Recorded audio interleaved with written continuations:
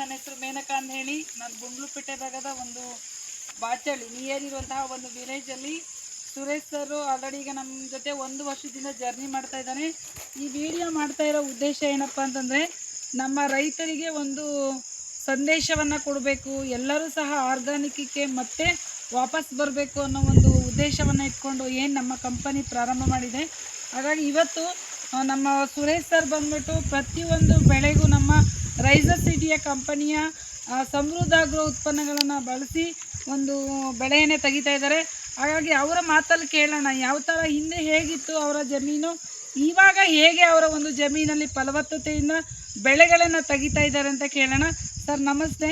ನೀವು ಈ ಪ್ರತಿಯೊಂದು ಪ್ರಾಡಕ್ಟ್ ಉತ್ಪನ್ನಗಳನ್ನು ನಮ್ಮ ಉತ್ಪನ್ನಗಳನ್ನು ಹಾಕ್ತಾ ಇದ್ದೀರಾ, ಹಾಗಾಗಿ ಏನು ಅನ್ನಿಸ್ತಾ ಇದೆ? ಈರುಳ್ಳಿ ನೋಡಿ ಹೇಳಿದ್ರಿ 40 ದಿನ ಇದೆ ಮೇಡಮ್ ಅಂತ, ಒಂದು ಸ್ವಲ್ಪ ನೀವು ಮಾತಾಡಿ ಚೆನ್ನಾಗಿ ಯಾವ ಥರ ಬಂದಿದೆ ಅಂತೇಳಿ. ನಮಸ್ಕಾರ, ನಮ್ಮ ಹೆಸರು ಸುರೇಶ್ ಅಂತ.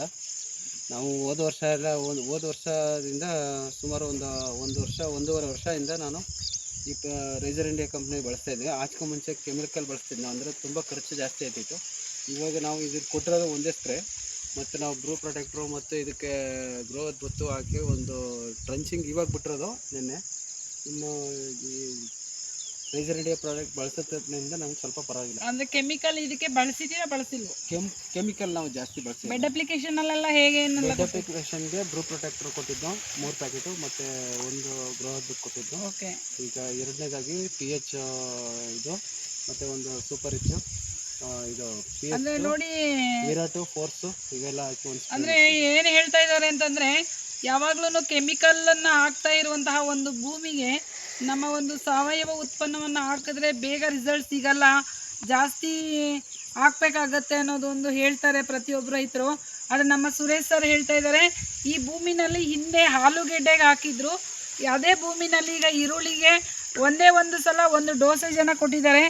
40 ದಿನ ಆಗಿದೆ, ತುಂಬ ಅದ್ಭುತವಾಗಿ ಈರುಳ್ಳಿ ಬಂದಿದೆ. ತುಂಬ ಖುಷಿ ಆಗ್ತಾ ಇದೆಯಾ ಸರ್? ಖುಷಿ ಆಗ್ತದೆ. ಅಂದರೆ ಏನು ಹೇಳ್ಬೋದು ನಾವು, ಒಂದು ಎಲ್ಲ ನಮ್ಮ ರೈತರಿಗೆ ಸಾಕಷ್ಟು ನಾನು ಸಜೆಷನ್ ಮಾಡ್ತಾ ಇರೋದು ಏನಪ್ಪ ಅಂತಂದರೆ, ಆದಷ್ಟು ಸಾಧ್ಯ ಆದಷ್ಟು ಒಂದು 50% ಆದರೂ ನಾವು ಆರ್ಗ್ಯಾನಿಕ್ನ ಬಳಸಿದ್ರೆ ಅದ್ರ ರಿಸಲ್ಟ್ ಚೆನ್ನಾಗಿ ಕೊಡುತ್ತೆ, ಬೆಳೆ ಚೆನ್ನಾಗಿ ಬರ್ತದೆ. ಇನ್ನೊಂದು ಏನಂದರೆ ಕೆಮಿಕಲ್ ಜಾಸ್ತಿ ಯೂಸ್ ಮಾಡಬೇಕು ಅನ್ನೋ ಅವಶ್ಯಕತೆ ಇರಲ್ಲ.